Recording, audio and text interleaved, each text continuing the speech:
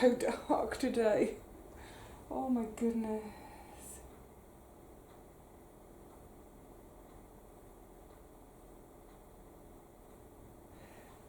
I mean, this is crazy. Hello, lovely people. How are you all doing today? I thought I wouldn't. I need a dark background to see this against, or a very light one. I thought I'd multitask today. There we go, got it. And start, the hand sewing of my lavender bags. I don't know whether multitasking will work, though, because is my head going to be down too much?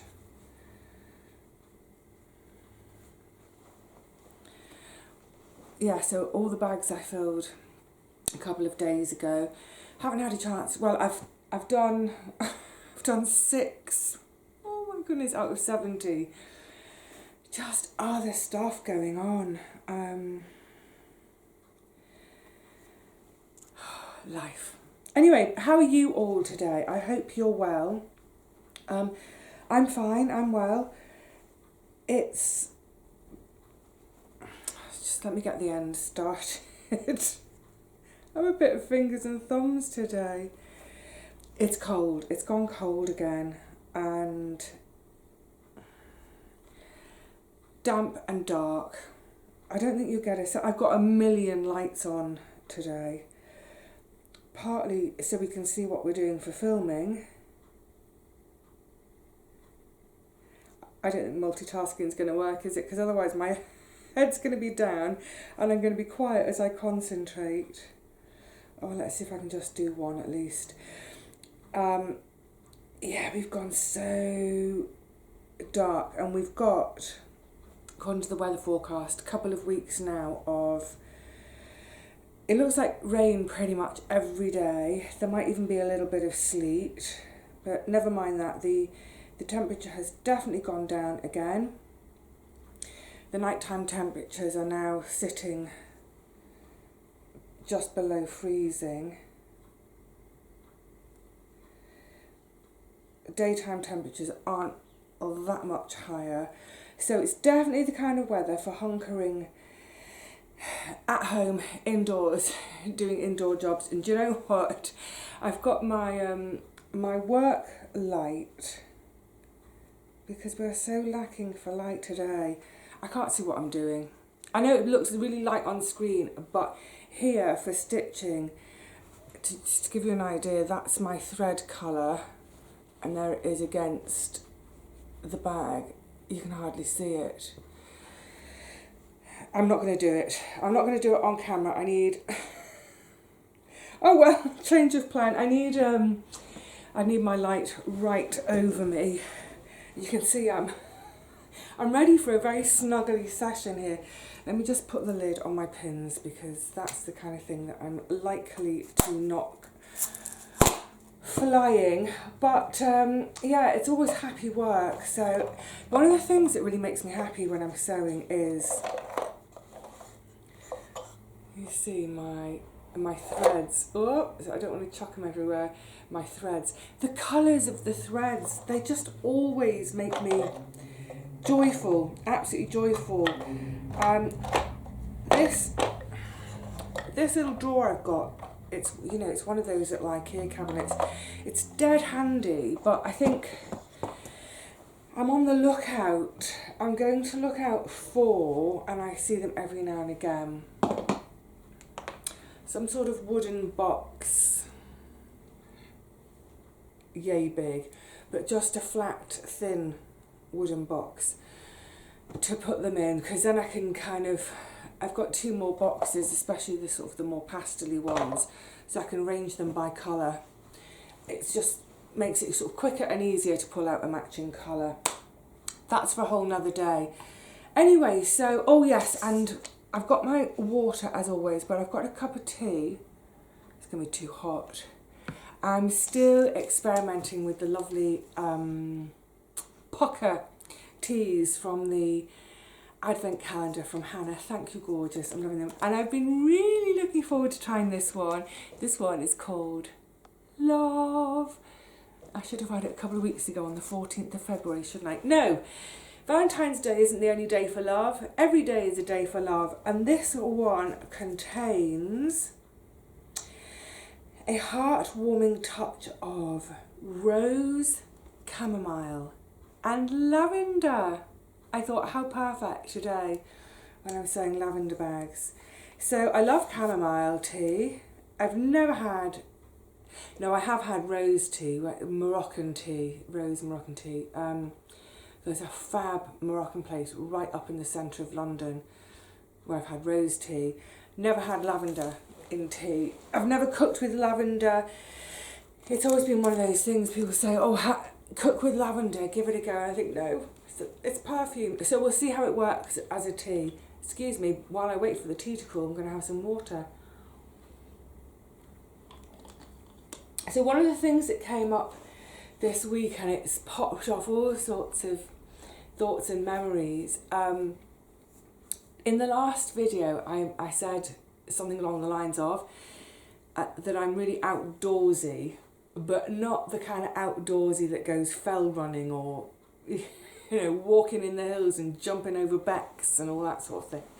My version of outdoorsy is I just like being outside, especially in the summer. Simply to sit and smell and hear and feel and just let my senses come alive. Love it.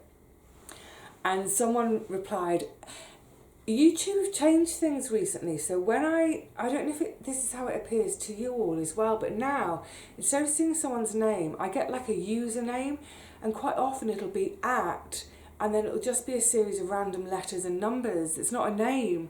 And I really wish YouTube hadn't done that. I suppose it gives people anonymity, but on the other hand, I don't see names anymore, so forgive me. But a woman wrote, in response to that she's outdoorsy too, and her version of outdoorsy is quite chilly. Let's get a bit more quilt. Come on, let's all get onto the quilt together today. Let's have a pyjama party. Yeah, she wrote to say that she's outdoorsy too, and her version of outdoorsy is to go and sit on the porch swing and read. And it immediately conjured such a lovely image to me. I'm a bit obsessed with porches and porch swings. Love them. I love the idea of a sort of a porch and swing culture society. We don't have it here. I've been recently re-watching some old episodes on HGTV, you know, the home, what do you call it, home renovation type show. And there's one series, or one of the shows, there's a number of series, I don't know how many series there are, but I particularly love, called Hometown. And it's set in Mississippi. I can't remember the name of the town. It's something, it's got a really pretty name, like, is it called Laurelville or something? But anyway, it's Mississippi. And I absolutely love the couple who present the show. It's a man and wife team, Ben and Erin. Erin is more kind of like the design, the art side of things. I think she trained in art because she does a lot of watercolouring. And then the guy, Ben, he's sort of like construction and the heavy stuff. And he's a huge, great bear of a man with this big, bushy, bristling beard. And she's a tiny wee, she looks like a little elf. What I love about this show is it's twofold in a way. The show exudes love. That's what I love. I love love. Oh, how... and there we go. I think the theme today is going to be love. Yeah, they exude love towards each other. And I love that they seem to... How to put it? They obviously really fancy each other still. I don't know how long they've been married. But really want to impress each other. Like, Ben will make something and present it to her. And she's like... She's so impressed by him. It's cute as anything. But what I really love is it's the homes that they renovate, and some of them are really quite dilapidated. Look, I'm sure loads of you have seen the show, but anyway, for those of you who haven't, Some of the homes are pretty dilapidated, and yeah, they renovate them and make beautiful, beautiful upcycling these homes. But the reason I love it so much is the style of the homes. It's pretty much my favourite period in architecture and style of homes. It's the craftsman homes. That's what they call them, craftsmen. I think it's what we would call arts and crafts. So built, around about 1900, that sort of time. And it's all about sort of showing the craftsmanship that's gone into the build. So there are parts of the build which are exposed, and we get to see the construction almost of the house. And I love the way they work on these homes, because it's very much about, yes, it's renovating, but it's also restoration, of trying to keep those beautiful original features, these things that were crafted 100 years ago, crafted beautifully with hands. More about hands later. But every now and again, they do take a wall down because people want an open plan, or open concept. I want open concept, open plan. What I love is that, so back to Ben, he's a carpenter, he's a woodworker, and if ever they take a wall down, invariably, because it's craftsmen, they get these beautiful deep boards of shiplap, sometimes beadboard, behind the walls, and he basically salvages any wood from any wall they take down and tries to reuse it, and usually to reuse it to put something back into that home, albeit it might be a coffee table, an island in the kitchen, something, so that when that homeowner comes home, it's like, here's the house, we've done it up, that wall we knocked down, here's your coffee table. So that house, I don't know, there's this sort of an integrity to what they do that I love it. But what I really love, excuse me, I feel all itchy today. I'm not allergic to lavender, but I suddenly feel itchy. Quite often when he takes down a wall and is salvaging that wood, he'll make a porch swing, and I love porch swings, they're gorgeous. I just love the idea of, I'd get nothing done all day if I lived there. I'd just be out on my porch from dawn till dusk, maybe doing a bit of sewing. Quite often I'd be doing a bit of reading, but more than anything, I'd be doing a lot of yapping, yapping with my neighbours as they go down the street. Morning, come on up to the porch, come and sit and have a chat a while. It just seems so wonderfully communal, and it just seems a lovely, happy thing to do, to sit out front and see your neighbours going by. So yeah, I absolutely love that show. I always watch it sort of saying to myself, I'm watching it for ideas, but frankly, it doesn't translate to England, just because completely different style of housing. Although we do have arts and crafts homes here, but things like knocking walls down, we have brick walls. You don't just knock a brick wall down, you have to get an RSJ in, and it's not something that I would do on my own, put it that way. Whereas with a wooden wall, as long as it's not load bearing, if it's just studs and shiplap, I'd have a go at that myself. Of course I would. Grr. Let's have a sip.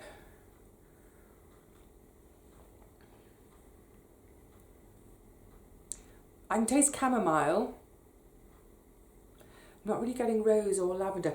Sometimes when I find that when the herbal tea, I don't drink regular tea, but with herbal tea, when it's really hot, it's almost kind of difficult to taste. I'll let it cool a little bit. My bag's still in there, so it can brew. So I was thinking about this whole porch swing thing, and there's no way in a home in Britain that I would build a porch and have a swing, much as I love it, because it would just be so incongruous. It would look like a theme park, it just wouldn't look right. And I was thinking about the whole front garden thing, how in the UK, we really don't, with our front gardens, we do not do any kind of, generally speaking, majority speaking, we don't do any living in our front gardens. So, you know, you can go up and down streets all over the UK, and you will rarely see furniture out the front of a house, you know, a table and chairs, or our equivalent of a porch swing would be a bench. You'll rarely see a bench or chairs, tables out front. We do that behind, we do that in our back garden. And I think that's partly, I think this whole thing of like, you know, the Englishman's house is his home. It's his home, of course it is. The Englishman's home is his castle. That's what I was trying to say. This idea that we're sort of, home is very private, that's where we go. We shut the door on the world, and home is about family and close friends, and the rest we shut out. I get that, but I also think it's a bit of a shame in a way, because, you know, just missing out that thing with neighbours. You may occasionally, very, very occasionally, and this is what I started to think about this week, you may occasionally see a table and chairs in a front garden, and I can almost certainly guarantee you that's at a house where the house has been split into two flats. The downstairs flat and the upstairs flat. I'm talking about London, it's probably true in other cities around the country too. But yeah, in London you will occasionally see table and chairs out the front, and that's because, and it certainly happened to me when I moved into the flat over the road, I bought the ground floor flat, the downstairs flat, and the ground floor flat came with the back garden. The upstairs flat, they get the front garden. And what was really sweet when I moved into that flat,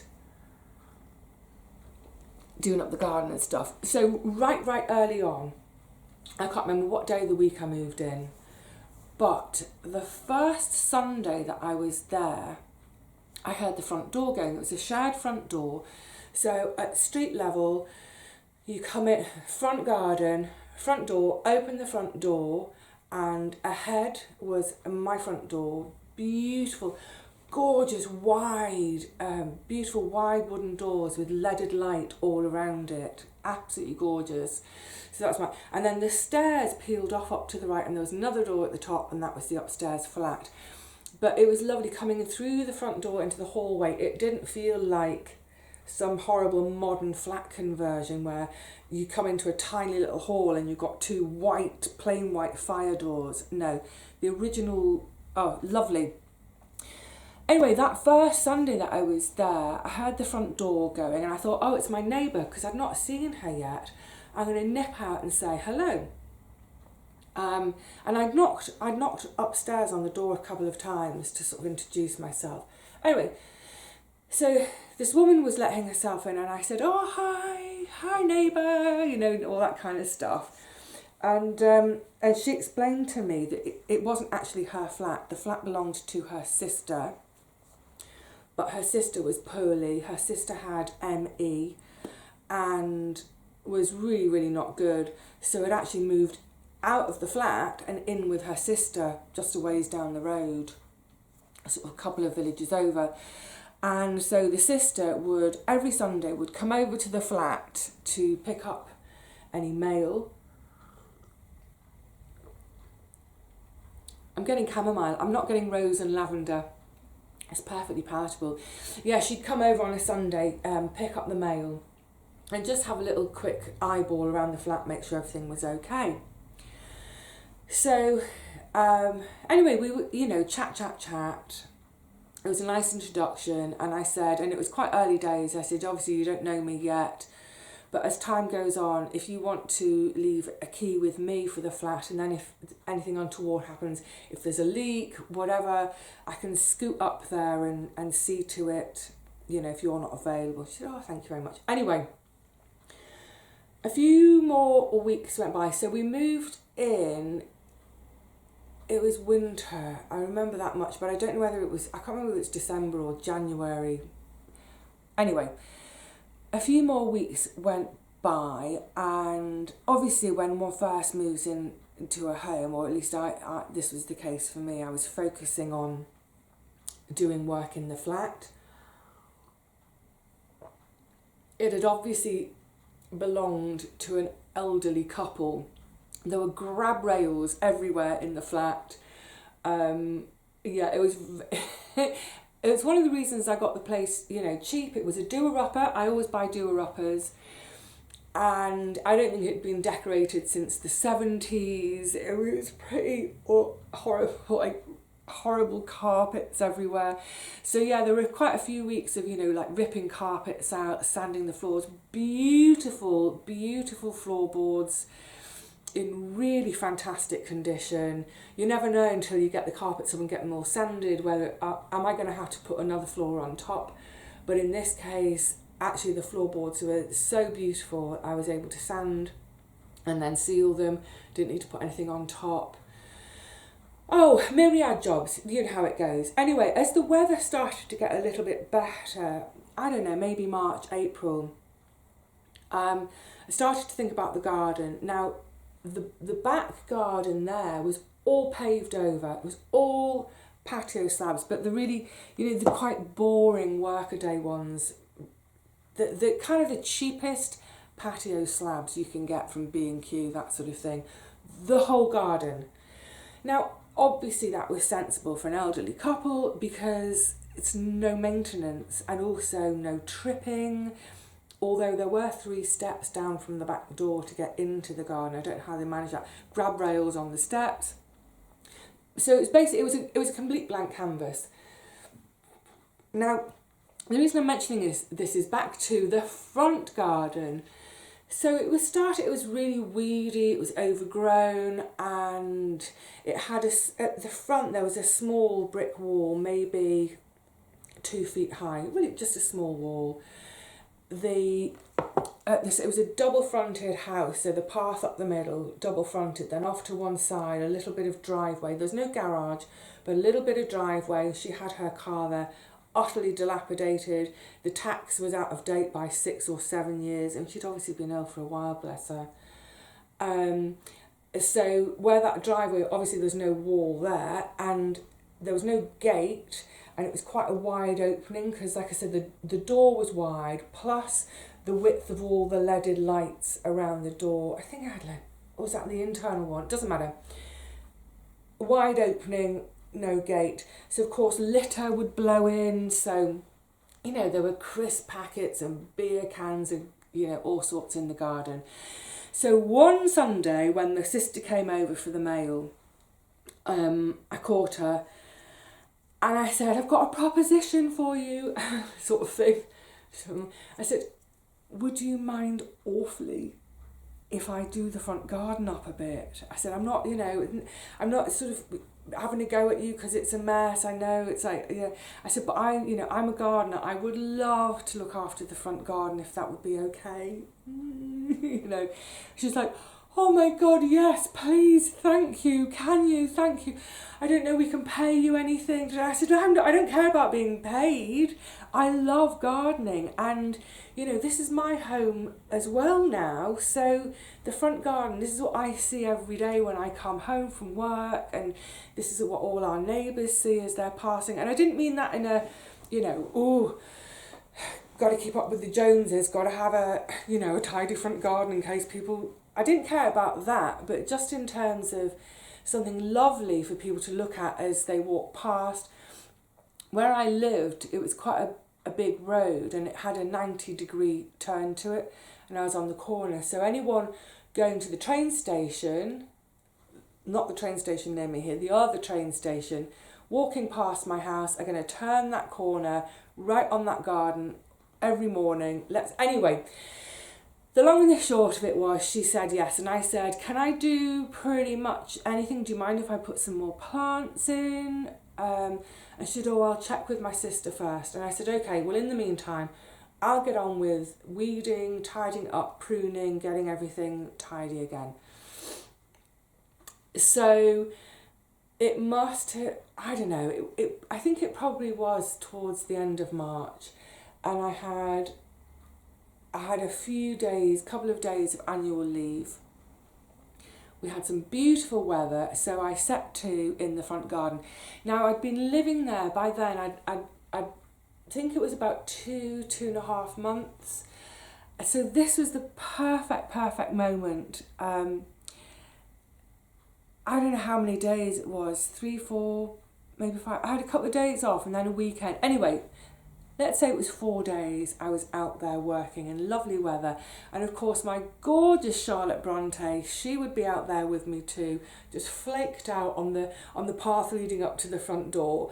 And, you know, within that first day, I pretty much got to know all my neighbours. Because as they were toing and froing, doing errands, going to work, coming home, whatever, they said, "Oh, have you just moved in?" "Yes." "Hi, I'm Vivi. I've just moved in." La la la. Chat. "Oh my goodness, your dog. He's beautiful. He's gorgeous. It's a she. Oh, she's lovely. Oh, will she let me pet her?" I said, "Well, she'll let you pet her, but she won't give you any love back. She's such an aloof dog." You've got to imagine a miniature or a small-sized Irish wolfhound just flaked out on this path, not caring about anyone. Anyway, long story short, I never make a long story short, do I? Never mind. Over the course of the next few days, I really got to know all the neighbours, and it's a really lovely street, and a lot of the people, the kind of street people move into and have a family and bring a family up.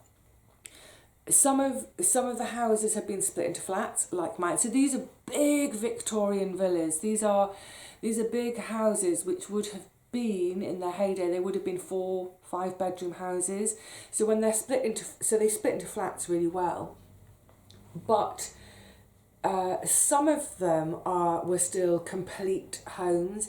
The kind of homes that people will move into, and then they have 2 or 3 kids, and actually the house is big enough for them to grow into, so they stay. This is what I'm trying to get at. That's what I discovered when I moved to this whole area, is unlike so many parts of London that I'd lived in before, where you get a very transient population, here people move here and they stay.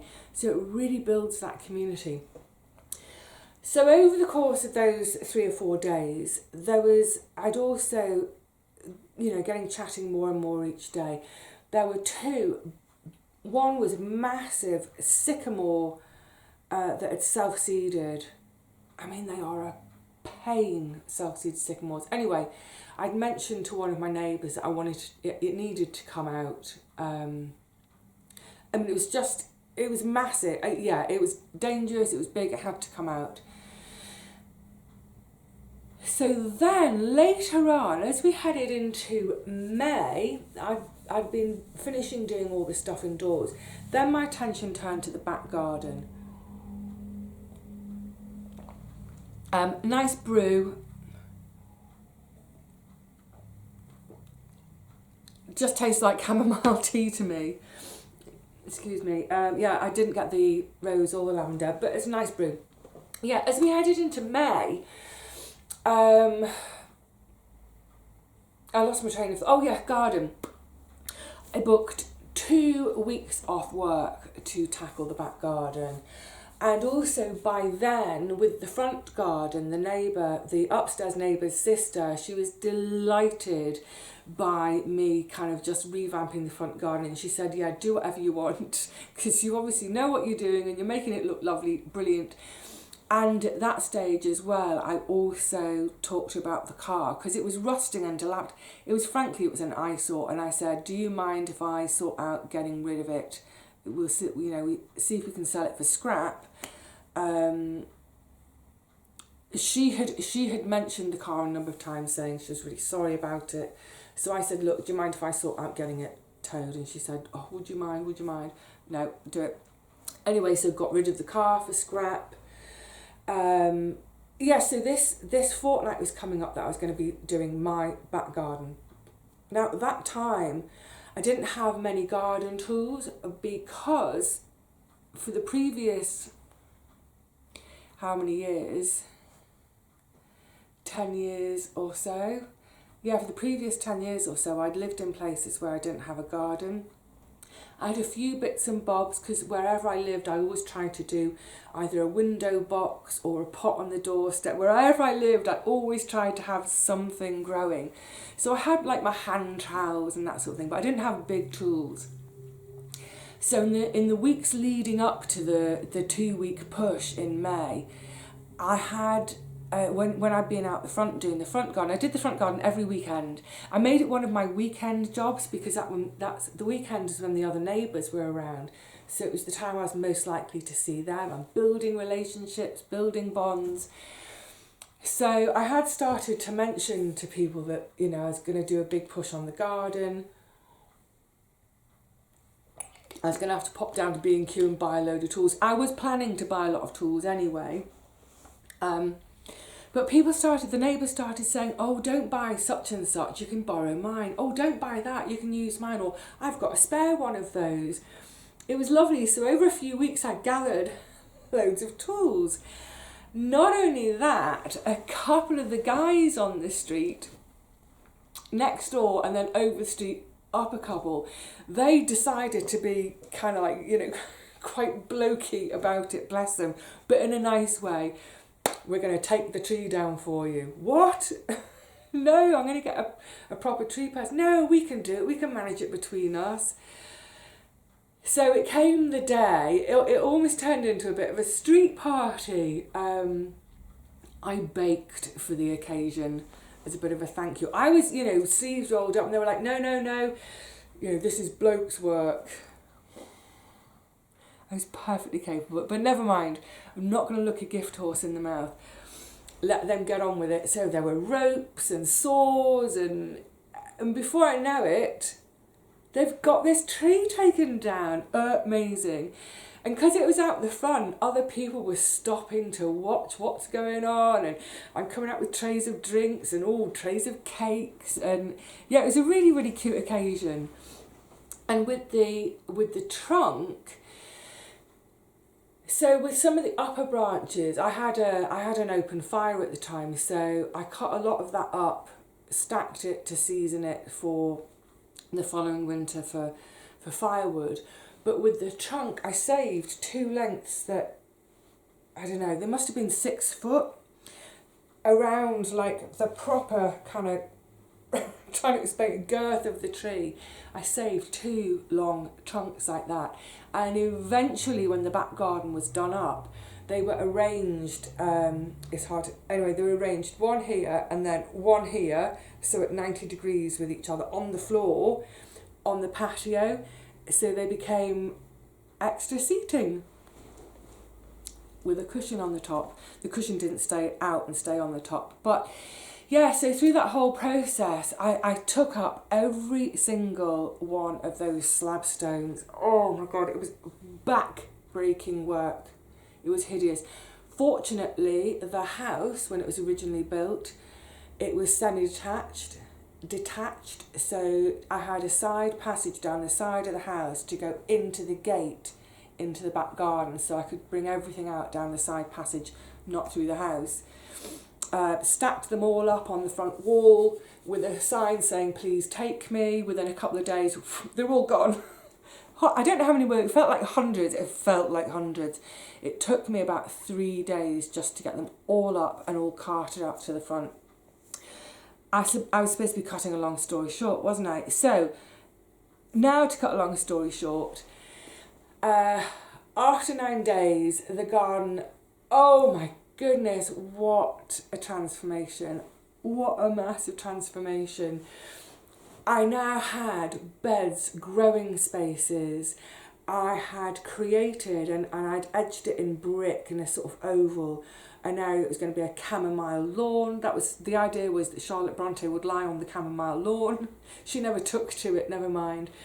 A little gravel path going up right to the back to the compost bins, a shed in the corner. I did quite a bit of planting, but obviously there was, you know, really small plants initially, let them fill out a bit.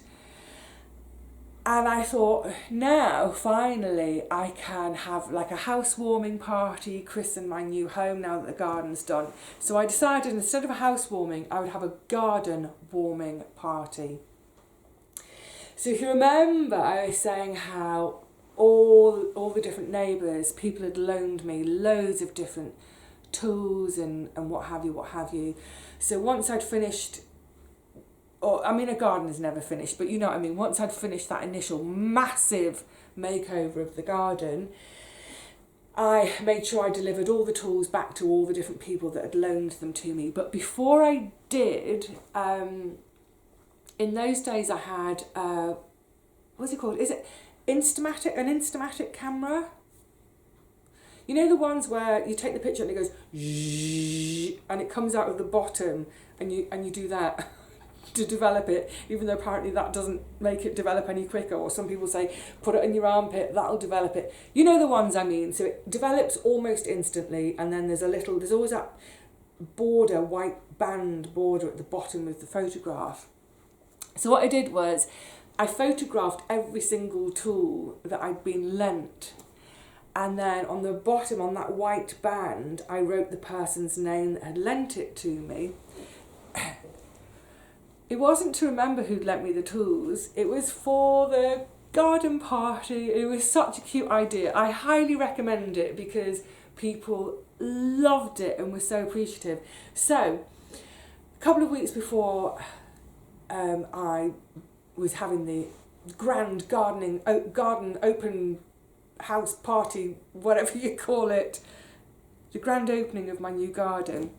So I sent invitations out around the street and to other friends who didn't live on my street, and you know, my regular friends from before. You get the idea. And when the day came for the garden party, all the photographs of all the different tools with the name of the person who lent it to me, I pinned them all up. There were tons of them. I pinned them all to the door of my shed. And at the top, itchy schnozzle again. And then at the top I made a little sign. I can't remember the exact wording, but it was something like, thank you, all the pictures and all the names, and then another little sign underneath, without you it wouldn't have been possible, something along those lines.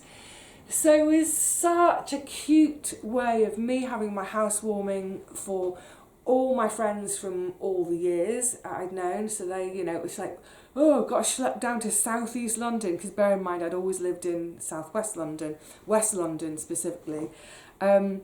But yeah, it was a nice moment. It was the summer for me to get all my friends down to say, this is where I've moved to, but also for all my neighbours, to invite them. It was a chance for them to come and see. I mean, loads of them had been coming down the alley and having a look in the garden, seeing how I was getting on anyway. But when they saw that it was the shed door, that wall of photographs, they were like, oh, you daft thing, you didn't have to say that. You know, it was really cute. It was really, really cute. And it properly bonded me and cemented me into that neighbourhood. And with the two sycamore trunks, I mean, they were chunky.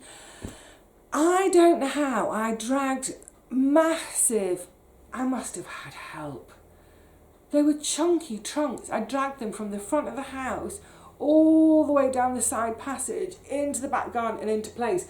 So on the day of the garden party, I'd made cushions, like a long cushion for the top of each of them. And they were like, what a great idea. I don't know if they're still there, slowly rotting. That's the idea, is that they just slowly rot in situ, but be a seat in the meantime. Oh, happy, happy, happy memories. That having a front garden, what a joy, what an absolute joy. This is all triggered, like I said, from that comment of someone writing to say she's an outdoorsy one too, but for her it's a porch swing and a book. I don't know where I will end up when I move. I have no idea. But there's a part of me, well, I'd love a bit of front garden and a bit of back garden. I'd love both of them. If I could only have one of the gardens, I guess I'd prefer to have a back garden, because then, you know, in the morning before before one is even dressed, you know, in your pyjamas, in your kind of state, you can go and sit in the garden in the morning in the summer. That's lovely. I wouldn't want to do that if it was the front garden. I'd frighten people. But on the other hand, that thing about having a front garden, it's that instant connection with passers-by, with your neighbours. That flat, so we're going back, it's 23, I moved in 2020, I think it was. It's 23 years ago. The other day in the post office, in the queue, chatting away, chat, to one of my neighbours from that street. I left that street 20 years ago. Coming up this winter, it's 20 years since I moved in here. So it's 20 years since I lived on that street. We're chatting in the post office about the kids. The kids who are now all grown up. Obviously, they're thoroughly grown up because they were sort of like 10 or so at the time. So they're now, these are kids in their late 20s, early 30s with kids of their own. So in the post office, like, you're a grandparent now? Hang on, it only seems like 5 minutes ago when you were shinning up my tree to cut it down. Yeah, I would love it if the next place I go to has even a tiny bit of front garden. Just as an excuse to be out the front tinkering, giving me a chance to say hello. You know, the number of times, goodness me, Auntie Teapot had a front garden, and if you remember when I was talking about how she bought that piece of land across the end of her road so it could never be a through road, and it wasn't, so that no traffic, there was never any traffic on that road apart from the people who live there. But foot traffic, tons of it because of the fields, so you get dog walkers going through. Some people would use it as a cut through to, there was a sort of a housing estate a ways over. So weirdly, there was quite a lot of foot traffic on her street. And the number of times I would be out the front tending to the front garden and people would stop and have a chat. How are you doing? And I do remember it was shortly after she died. There was a rogue sycamore. I had to race down there, get the sycamore because it was threatening someone's telephone line. All the lines are above still down there. There's nothing in the ground. It's all overhead cables. So I dashed off there with actually there were two self-seeded trees I needed to get rid of. And the number of people walking past and it was so sweet because it must have been,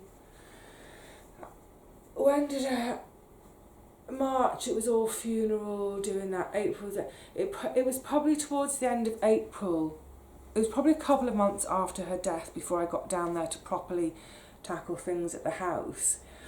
And as I was there in the front garden sawing away at I had to take it down in stages, obviously. So many people walked past and said, oh, like, obviously people on the street knew her and they knew she'd died.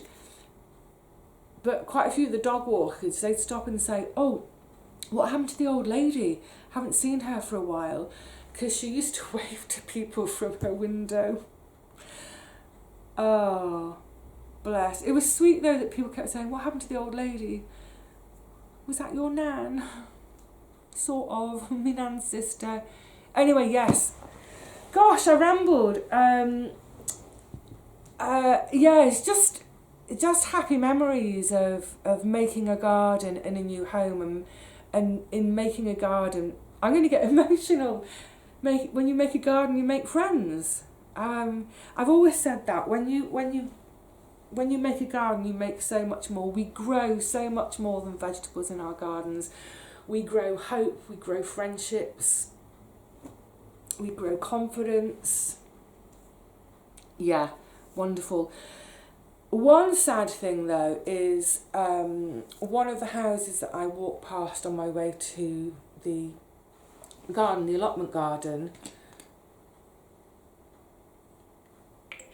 a friend of mine, actually a plot friend, but we'd see each other outside of the plot too, pop in for a cup of tea, bit of a natter.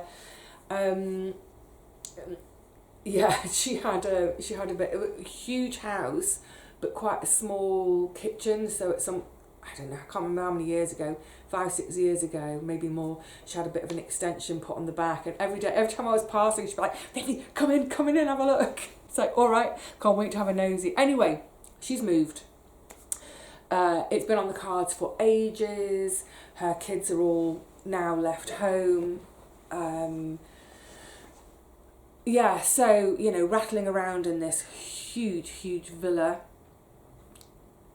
Coincidentally, she's moved to one of the towns that I'm looking at moving to. That'd be just so weird. I end up being neighbours. All right, thought you got rid of me. No chance.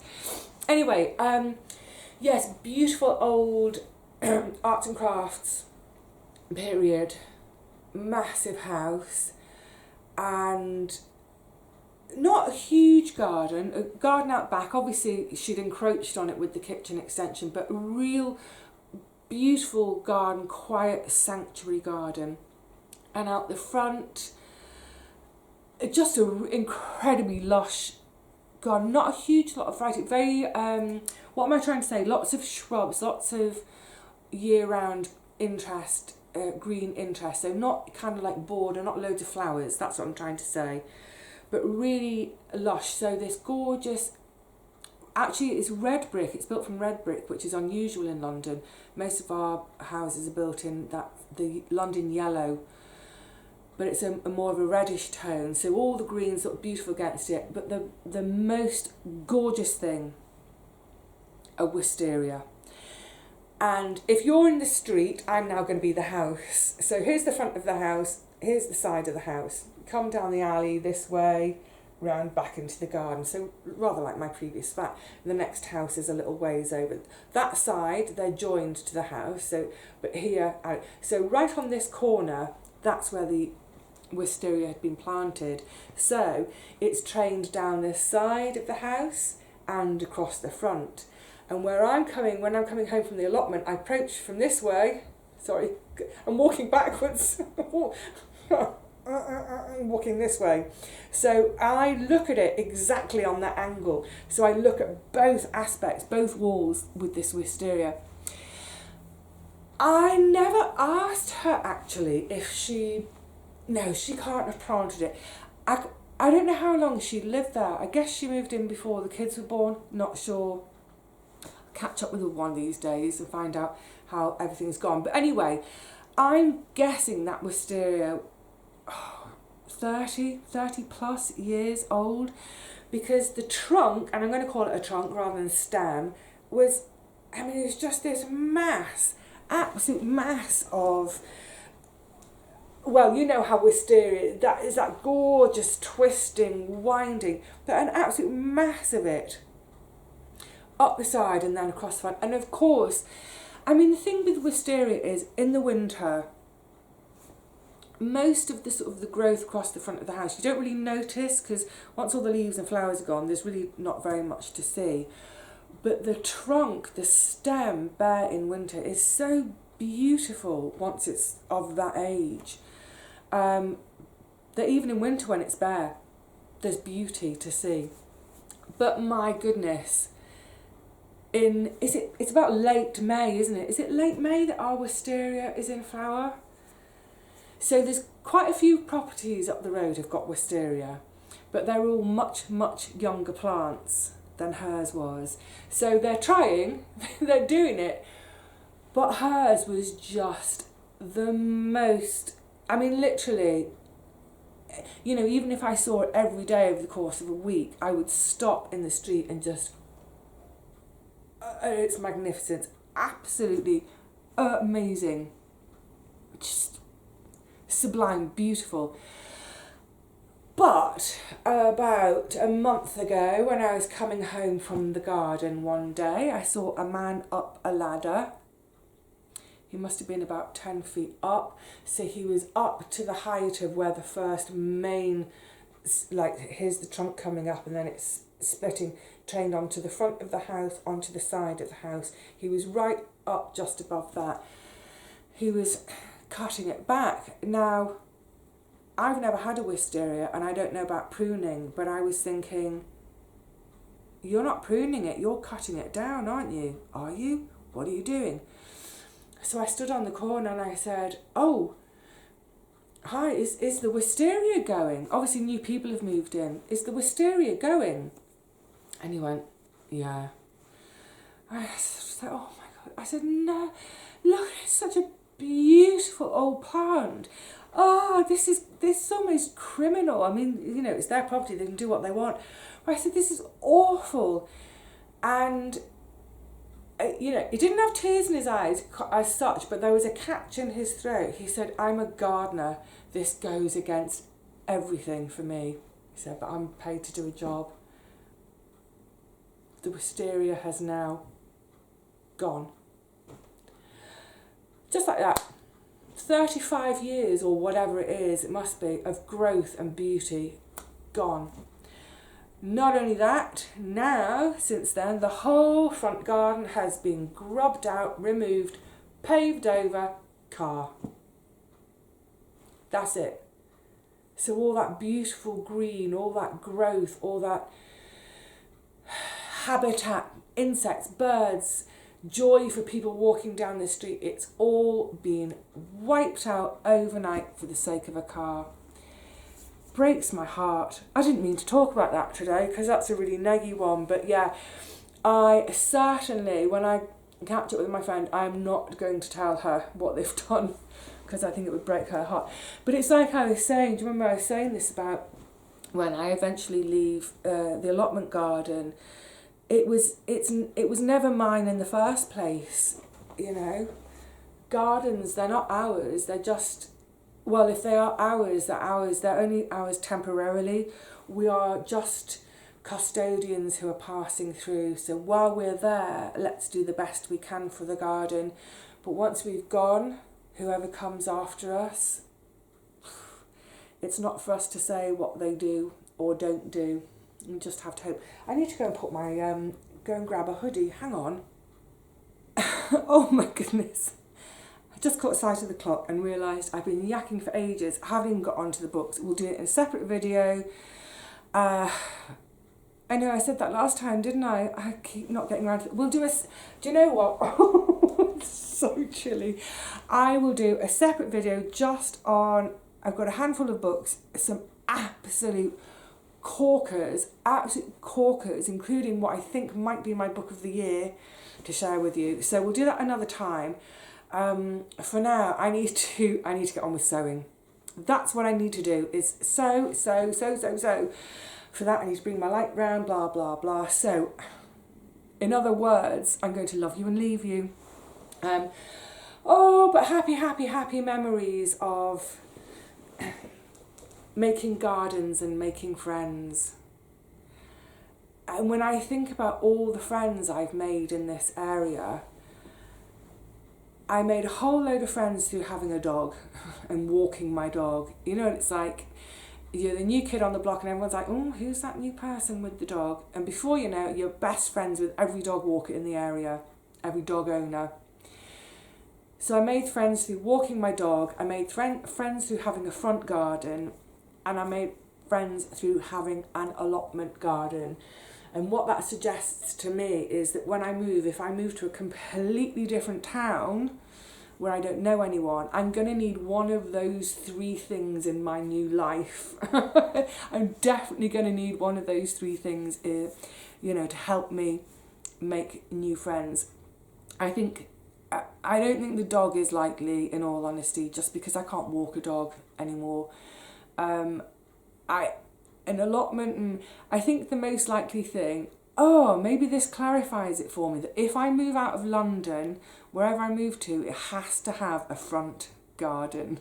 It's my gateway to friendship. Anyway, yeah, making gardens and making friends. Ooh, it's too cold for gardening today though. I hope you are all somewhere cosy. If you can get into gardens, do, because, time's starting to march on a bit now, isn't it? But whatever it is you're up to, I hope you're happy doing it. I hope you're cosy doing it. And I hope you've got friends around you to do it with sometimes. All right, lovelies, I'll see you again really soon, I hope. But for now, cheerio.